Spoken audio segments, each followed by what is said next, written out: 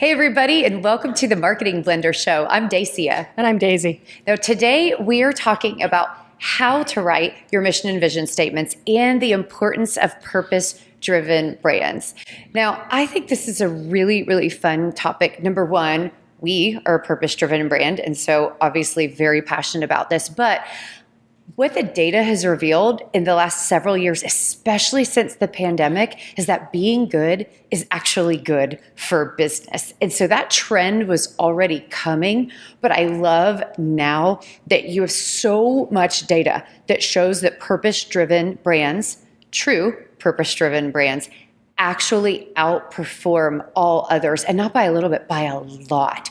So building this structure into your organization is huge, and we do a lot of this. We do, and it's funny because 10 years ago, when I had conversations with B2B companies about having a vision and having a mission statement, I got blank stares. The idea was, that's just for nonprofits. That's warm, fuzzy stuff. We don't do emotions here. Yeah. We care about the bottom line. Well, guess what? That actually does have an impact on the bottom line. So having a reason behind what you're doing and something that people can rally around is actually very important. Well, and I think that's the key too, is I always worry that companies position culture as a silo.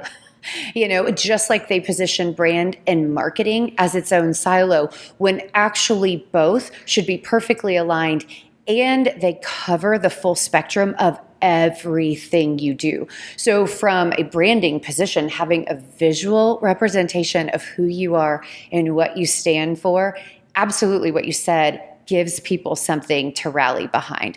So you guys, one of the things about this video is we have a blog that actually has been visited by hundreds of thousands of people over the last several years. And so you're going to get a super deep dive if you click on that link in the show notes onto exactly the process that we recommend, really how to go through this process. So we're not going to cover every single detail because there's so much, but we are going to hit on a few of the highlights and give you kind of some cautionary tales about how to really make sure that if you decide to do it yourself and try to build your mission and vision statements internally, what to look out for and some best practices to follow.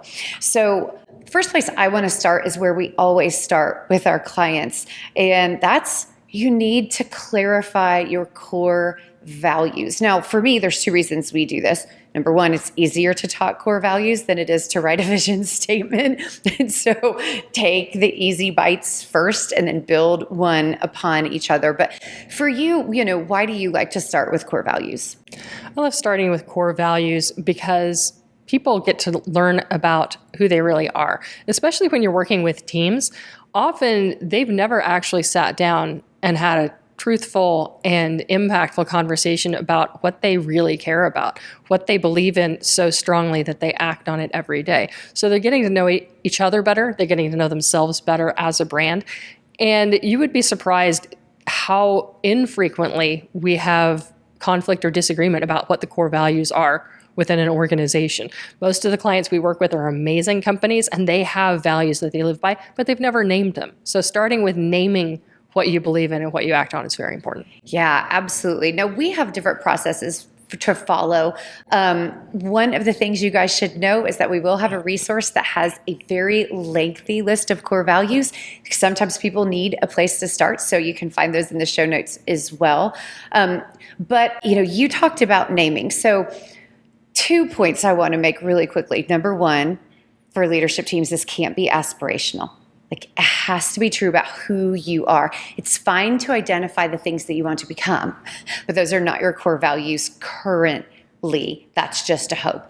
But the other thing about naming is there are some slippery places where there are certain words that just have lost all of their meaning because of the world we live in. So talk to us a little bit about the words that are on your no-go list. It doesn't matter how true it is for a company. We never, ever allow them to use these words as core values. Whenever we go through our brand attributes exercise to identify the characteristics of a brand and its core values, there are words that we don't allow clients to use. We call these the buzzwords of doom, and they sound like integrity and quality and customer service, because guess what? Everybody says that. Your competitors say that. People hear that all day, every day. They don't believe it and they don't care about it anymore. So the fact is, if you have a brand that is acting on one of those core values, you need to find a different way to describe it. You need to get at it from a different angle, because if you use the same words that everyone else is using and make the same promises that everyone else is using, it's not going to have an impact. Absolutely. Now, one other thing I just want to bring everybody in on is this ad is brought to you by the Marketing Blender. As you guys know, I'm a fractional CMO, and actually at the Marketing Blender, there's a whole team of us. For a fraction of the cost of a full-time executive, you can hire a chief marketing officer to write your marketing plan, to clean up your messaging and your positioning, and to drive sustainable results. We oversee multiple partners, we help mentor team members, and most importantly, we build a marketing machine that will drive results for your company for years to come. If you're curious about what this looks like, and some of our engagements go from a couple months to a couple years, check out themarketingblender.com. We don't really believe there's a perfect way to structure your core values, meaning some of our clients have just words, and then they might have behaviors, or different things that they distribute to teach people about their culture, but single words. Others have phrases and others have full sentences. And so for me, when I'm guiding this, I'm not trying to restrict my clients or myself around this is the exact way you do things. It's more follow what's appropriate, follow their natural tendency to understand things, and then put the naming structure in place that actually is going to be sticky and authentic to them. Agree, disagree, or do you have certain favorites that you lean towards? As long as they're avoiding the buzzwords of doom, and they can tell me a real life story of how they act on each of their values, we're good to go. Yeah. For example, like I said, integrity is not one they're allowed to use, but if they told me that integrity is a core value, I want them to tell me a story of a time, a real life time, that they acted with integrity and how it impacted a customer. If they can't tell me that, it may be a core value that they have in their life, but it's not one they're expressing in their business in a meaningful way. And for it to be a core value that they're using in their branding, their marketing, their messaging, that they're putting out there as a core piece of what their company is, they have to be able to back it up with real life anecdotes. Agreed. And it's always so interesting to see the stories, how they give nuance and maybe even shift you a little bit off of a buzzword. So Yes. I worked with a construction company one time, and they were, one of theirs was detail oriented. Well, we hear that a lot. And also I think, okay, but detail oriented can mean a lot to different people. What does that mean? So you're exactly right. We asked what stories, and all the stories were about cleanliness, because there was a lot of walkthroughs on their job sites. There was just a lot of organization, but it distilled down into stories about cleanliness. Now, that is a very interesting twist to detail orientation, because are they twin sisters? Absolutely. But cleanliness was actually both a benefit to their clients, a benefit to their stakeholders, a benefit to their team members in efficiency. And it was so much more specific, but it was the stories that brought that out. And it was something I could not have possibly guessed without them talking. And once that was named, you could see everybody getting really excited. And you're like, oh yeah, that's a real core value when people start being like, yeah, that's right, that is who we are. Whereas detail oriented was just a little off center from what was actually true about them. So I love your example about bringing up stories. It is. And in that specific instance, detail-oriented is a very intellectual word. Cleanliness, we have a lot of emotional reaction to that word, because it just on an emotional level, on a tactile level, that has a lot more triggers in the human body. Yeah. And it is easier to ask people to come on that journey and to adopt that philosophy than detail-oriented. So absolutely. Okay, so moving on, if we're looking at mission and vision statements, let's start out with the definition of mission and vision statements. So you guys, I bring this up not because we are semantic hounds and, we're trying to use all sorts of marketing jargon, but it's because this is one of the major places that people go wrong. So starting with a vision statement is if everything went right, how did you change the world? What dent did you make in the universe? And they often start with phrases like, we envision, or we see a future filled with, and then you go from there. They should be so big that it is insanely unlikely that that will ever actually happen in your team's lifetime. But they should also be so inspiring that people want to pursue that anyways. So vision statements are really, really difficult for a lot of companies because it's hard. We get so oriented and anchored towards goals that it is very difficult to come up with a statement that's actually not an achievable goal. Whenever I'm talking with clients about a vision statement, usually they start really small and we have to ask them to go bigger and go bigger. More emotion. How do people feel in the world that you're creating? One of the most common challenges that I see people facing with their vision statements is they choose something that's internal and only matters either just to their company or just to the executives in their company. So a vision statement that starts with, we aim to grow our sales by XYZ in the next quarter, that is not a vision. The idea that our vision is to be the most well-recognized and respected brand, that doesn't matter to people outside your organization. That's a vision that's just self-focused. So you need to make sure your vision is something that people outside your organization can care about and get on board with, whether that's your customers, whether that's your ecosystem of partners, whether it's your vendors, whether it's influencers in your field. You need to be saying something that matters to someone other than you. Yeah, like vision statements are coming from a heart standpoint. They are extremely emotionally tied. So I think that's the thing. And it's interesting. I love those examples that you just brought up because I want to point out to people that these are BHAGs, big, hairy, audacious goals. It's okay to have a goal that's like, we want to be the largest company in the world. We want to be the premier company in the world. We want to be the best, blah, blah, blah. That's fine. It's not that you're doing something wrong. It's just that where that lives is not in your vision statement because the role and the goal of these types of structures are very, very different. Vision statements are meant to inspire, instill culture, and attract values-aligned talent.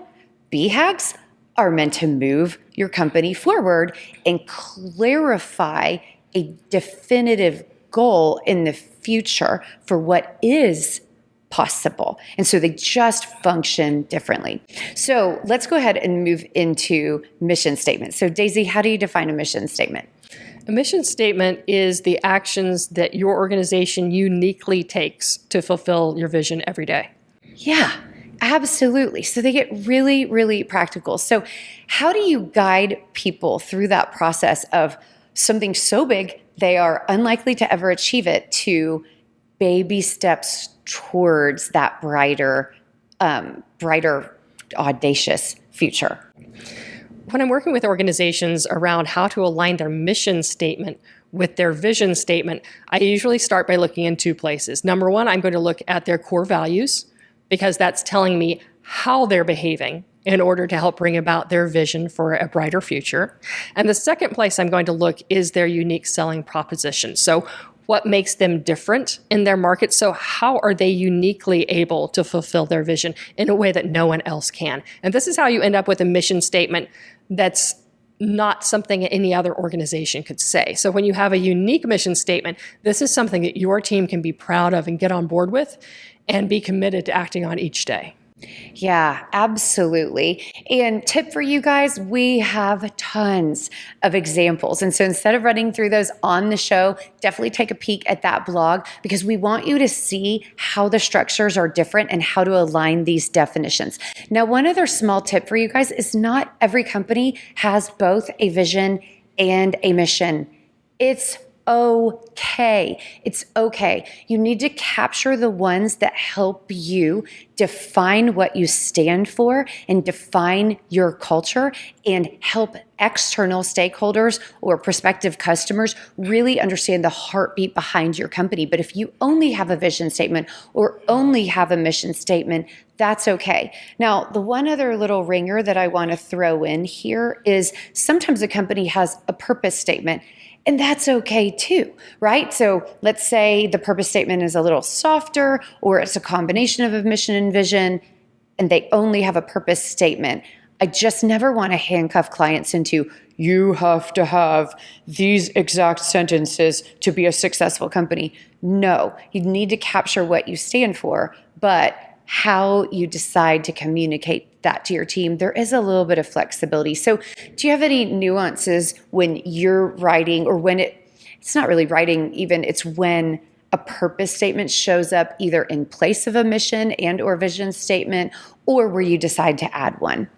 Once in a while, I'll work with an organization that may or may not have a mission and a vision statement, but there's something else that they're trying to get to, and it's their purpose. And sometimes the purpose statement is actually something that's internal to their organization. So they'll have a vision that's about the grand scale of things, what everyone outside their organization should understand about the way they want to change the world. There's the mission statement, and this is how they communicate about their values and the unique way that they go about fulfilling their vision. But sometimes there are additional things that are very personal to the culture of an organization.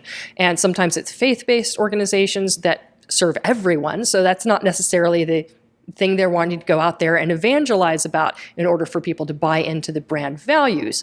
But they have a very specific point of view within their organization that they need to make sure that they're communicating well and that everyone is excited about and inspired by on a personal level. So I'll often see a purpose statement being an internal driver for an organization, while the mission and vision are for external communication.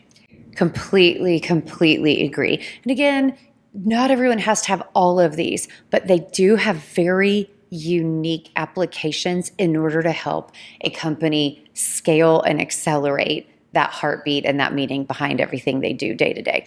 So let's go ahead and dive into some either best practices or common mistakes that we see when clients are actually trying to capture these and find the real words that bring everything to life. I almost always see organizations give me a mission statement when I ask for a vision statement. Yeah. They do not get that there's a difference between the desired end state and the actions. And it's beautiful to me that everyone is so focused on, hey, we're going to get out there, we're going to do something. We're acting on this, we're doing this, we're moving things forward. It's amazing to have that mission focus. But if you don't know where you're aiming, how will you know you're headed in the right direction? Yeah. So it's very, very common for me to see people confuse their mission statement and their vision statement. Yeah, we already mentioned the buzzwords of doom, and we also already mentioned accidentally swapping a goal or a standard of behavior to be the best customer service focused organization, delivering value to customers, obviously said every company on the planet. So we already talked about swapping excellence or goals in place of these. One of the nuances for me, once those are cleared up, is around exciting verbs. So this is going to make me sound like a grammar school teacher at this point. But earlier, Daisy was talking about moving into the naming and avoiding the buzzwords of doom. Well, when you start writing your statements, write them. But then look at the structure of your sentence, and the verbs are oftentimes where you can really actually capture heart. You just have to be thoughtful. Words are important, and the more distillation that you can create, the more power you can pour into each individual word, the more impactful and the more clarity that they will provide to you and to your team. So I love the thesaurus. I am such a word nerd. It's ridiculous. But, moving from words, like that we use every single day, like accomplish or progress or drive, to words that are so much more emotional. And just thinking off the top of my head, even just going up the scale around encouraging or not, or, keeping promises, not breaking promises, was one that you had developed for people. But just finding bolder expressions is really, really powerful. And I think in this super busy soundbite culture, we've forgotten the full dictionary of options that we have at our disposal. Sure. And to take that into the adjective category, if someone wants to talk about the difference they're making, here's just a really quick example because you can hear and feel the difference. Do you want to make a drastic difference, a dramatic difference, or a profound difference? Yes, exactly. And those are so much fun to explore. And even conversations around specific words can be powerful. I mean, that revision process with a mission statement, when you re-present it to a client, and then client says, well, we don't love this word. And then you go, okay, what are you going to change it to? And we start talking about the nuance and the outcomes that can change depending on how they change each word. Very, very exciting, because then that second level of making sure the words are accurate, I really feel like cements the true meaning and the true intention behind, what we're trying to accomplish with these clients. In the end, what you want is a mission and a vision statement that you actually can put on the walls of your office and people go, that's right. That's what I believe in. That's what I'm showing up for each day. Absolutely. So you guys, as we mentioned, we have a very long, very popular resource on this topic. So definitely encourage you to check that out. We'll have numerous resources down there in the show notes, but that one blog post has all of those contained in it as well. So would look forward to hearing your mission and vision statement. Share it with the world. After all, that's what they are there for. So post those in the comments. And as always, we love and thank you so much for your subscribes. So click that button if you haven't already, and we will see you next week. Onward and upward. We hope you learned something today that will help you succeed with your marketing. And if you liked what you heard, definitely give us a thumbs up and a subscribe. Don't forget to check the show notes. We're sharing free tools and resources there. And you guys, we would love to hear your comments. So drop one in or send us an email, and maybe we'll use your topic on a future show.